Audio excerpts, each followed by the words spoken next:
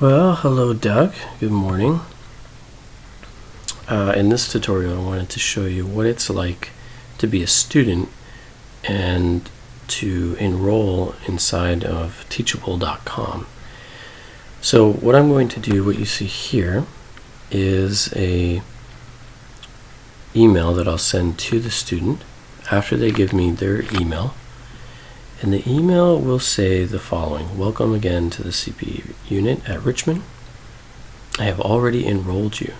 So what I do is I go into Teachable, I take their email and I assign them a password. And so I tell them these 3 steps. Go to Teachable, or you can download the app on Teachable on your phone, which I'll show you in a second video. And then log in with your email. In this case, it's my work email that I've logged in. I've tried my other emails, and when I deleted them from the account, I could no longer use them. So in the future, what I'll just do is unenroll students, just in case they want to come back into it. And then for this example, I use CPE 123. I called them PAS test. Don't completely understand why. Anyway, complete the 14 steps of patient care, and most sites, I need to fix the spelling there, only work through Google Chrome. Do not use Firefox or Internet Explorer. And this is something that Sylvia and I discovered when you use the hyperlinks. And then next, if you have a smartphone, download the Teachable app and log in there so that they'll have it always available to them. They can comment weekly, so there's a little comment bar which I'll show on lectures. They can find videos, so we can upload videos from YouTube. We can also record our own videos and teachings just like I'm doing right now. I can do the same process with PowerPoint. We can have interviews with other practitioners for 15 minutes, 15-minute clips of practitioners on topics such as long-term care or psychiatry and palliative care. We can upload PDF resources, so I can put any chapter I want from the CPE digital library. I can load up there, and all readings. So PowerPoints, PDFs, videos, lectures, all in one place. Okay, so let me just show you what it's like to be a student and to enroll. And so they said, oops, let me just take this down a little bit. Did that move? Okay. So they click on the hyperlink, go to Teachable.com. It'll open up in a separate window.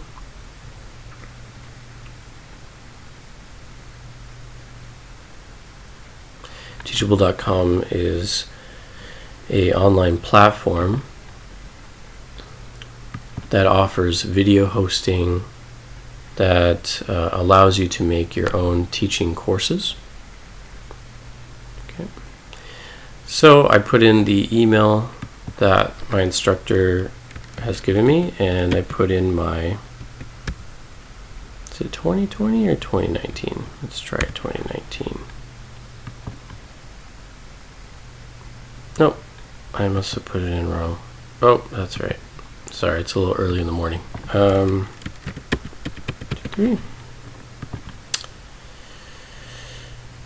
Yeah, so the email works fine. And so this is the school that I made. It's called Clinical Pastoral Education at VCH. I'll also show you what it's like to be an educator in Teachable. So it has their profile. They can upload their profile here. It has their email. The student can create their own school if they wanted to under the free plan, but that's their choice. That has nothing to do, no bearing on our system here. So I've enrolled them in this school, also known as CPE1 Richmond, for this trial basis. They click on it. And this is exactly what it looks like under the student experience. On the far left-hand side is the title, The Ultimate CPE Experience, Unit 1, Basics of Spiritual Care for Spiritual Leaders. Over here is the title of the course, CPE1 Unit Basic, and I'll show you the other titles to the other courses I'm making. And they're 0% complete, and it shows course curriculum, which is this page right here, and then your instructor, which is me. So it has a little blurb about me, and then they can go to LinkedIn to see my full background if they want, my full resume. So back to the course curriculum. Over here is their profile, so they can edit their profile. They can manage their subscription. It does have an add change credit card, but the course is completely free, so I don't think they'll be using that section very much.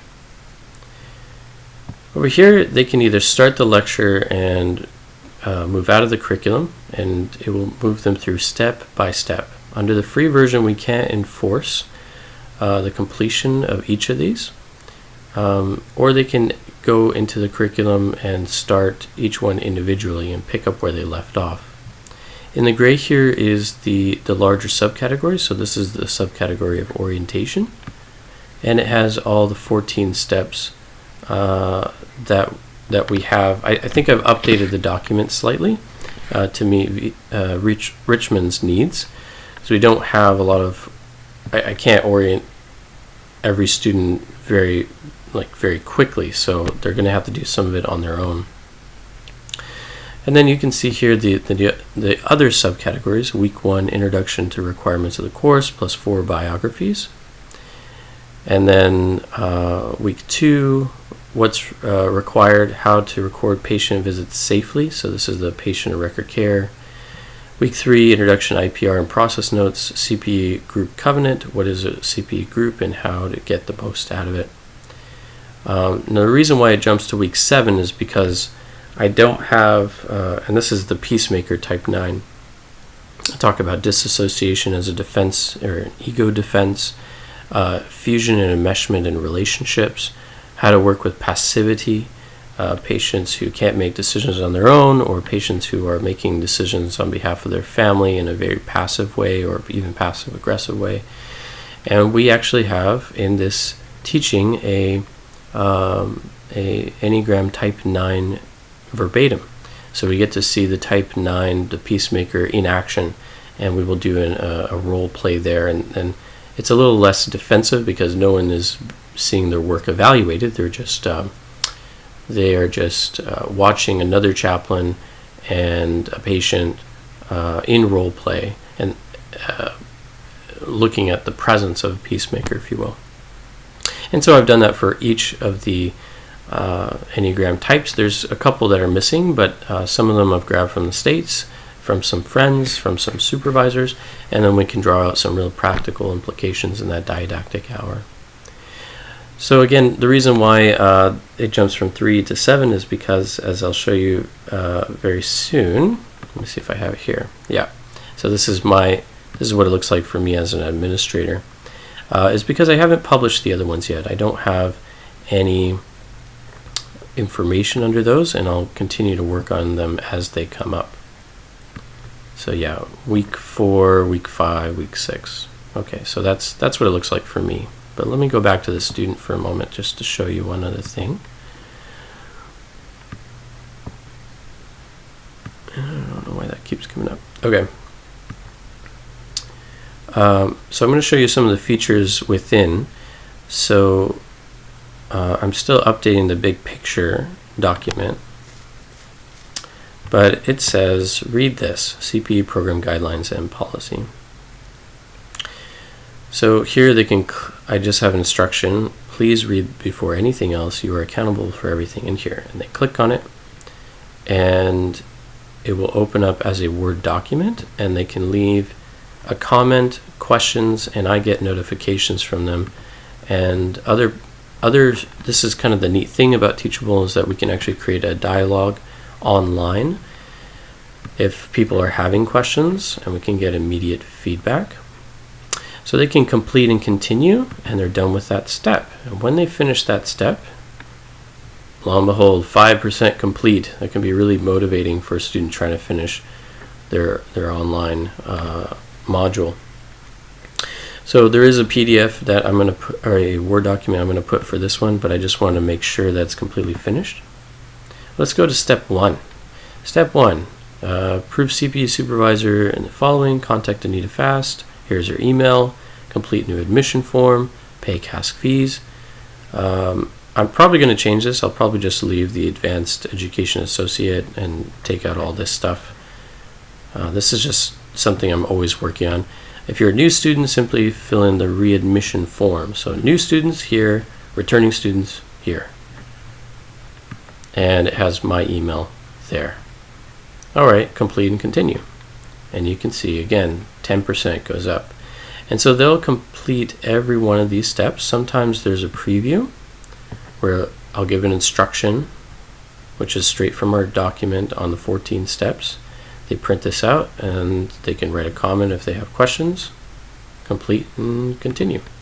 And they go through all 14 steps that way. I explain what the freeze.html is. This is a direct link to the Learning Hub. And then this is the Specco checklist, complete and continue. And this is the ID badge. Now I've had some troubles with this link even in Google Chrome on my end here with my personal computer. Sylvia has not, which is kind of interesting. So I'm hoping to see soon.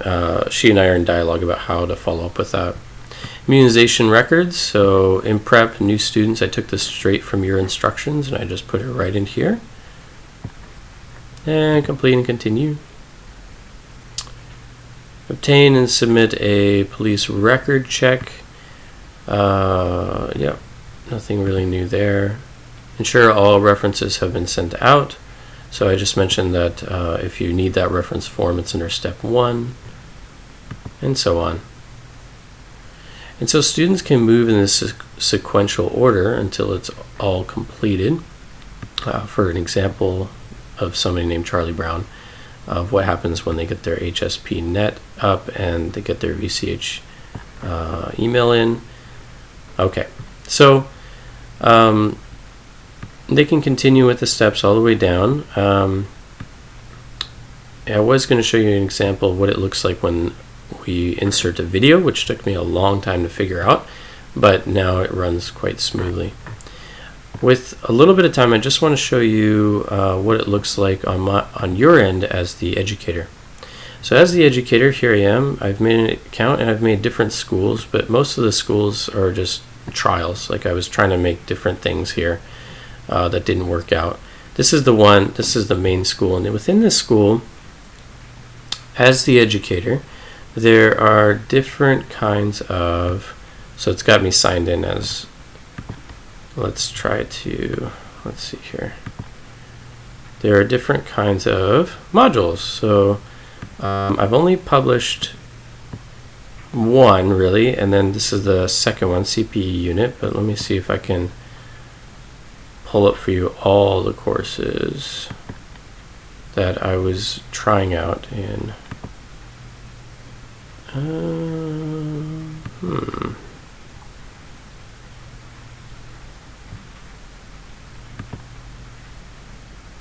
schools, yeah. Interesting.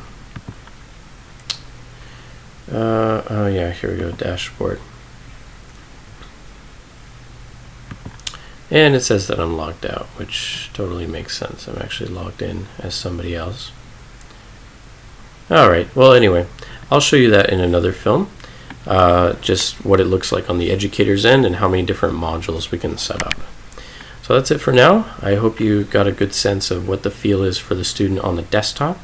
I'll also send you a video of what it's like for the student on the app. And again, just having all this available either on their desktop or on their app will allow the student to be seeing the steps and to complete orientation quickly.